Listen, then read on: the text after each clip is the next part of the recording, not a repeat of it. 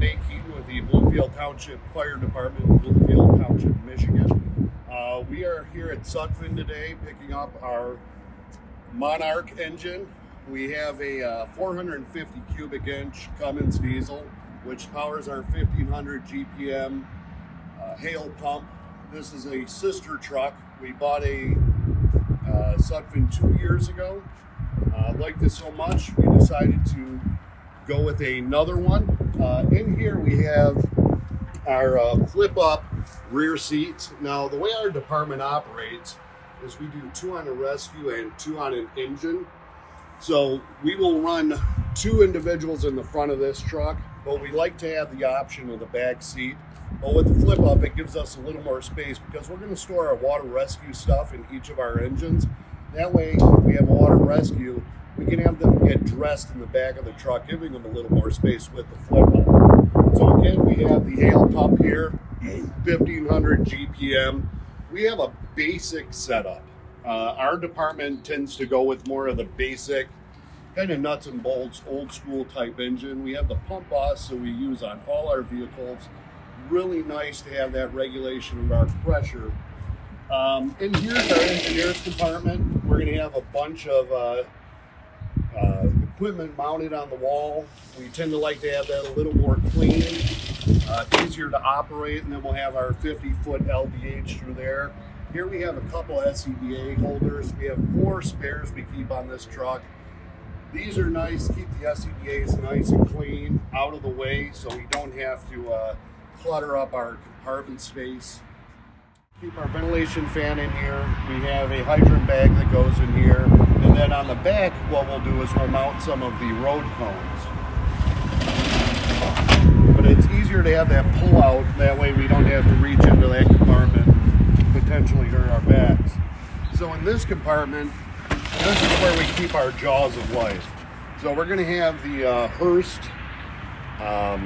e-hydraulics we keep on this lower shelf. And then we're going to have some airbags we keep on this shelf. And then on this shelf, we keep our cribbing. And then we mount different equipment on this back wall when we get it in and do the finish up with the power. These other compartments, this we keep our rope rescue equipment, some of our water rescue equipment, such as our throw bags.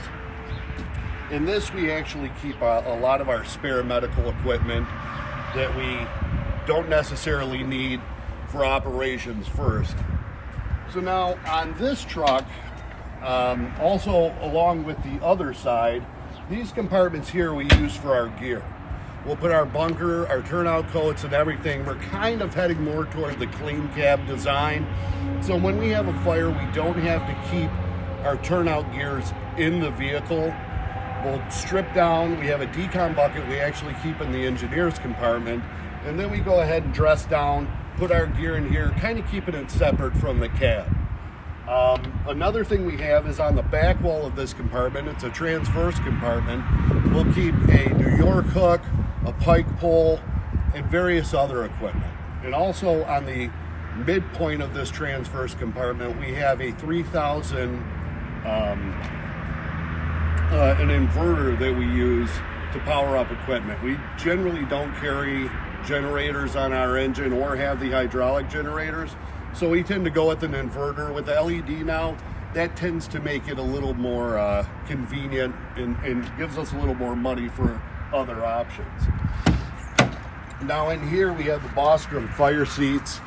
We have that's the 500 tanker series with the SCBA bracket in the seat itself. That's where the lieutenant will sit.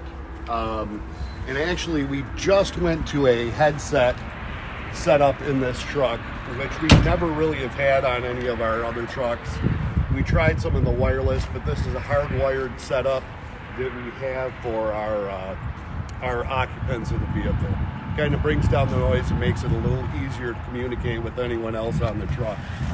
So, honestly, the reason we're back here at Sutphen is our first truck is a really quality truck. We've had no complaints from the firefighters, and for that to be said, that no firefighter complained, that's quite an impressive vehicle. I would also like to to talk about Apollo Fire Equipment and Dave DeRochers. They made this process seamless, and really, I've been speccing fire trucks for about 12 years now, and I'd have to say this is one of the easiest processes I've ever gone through.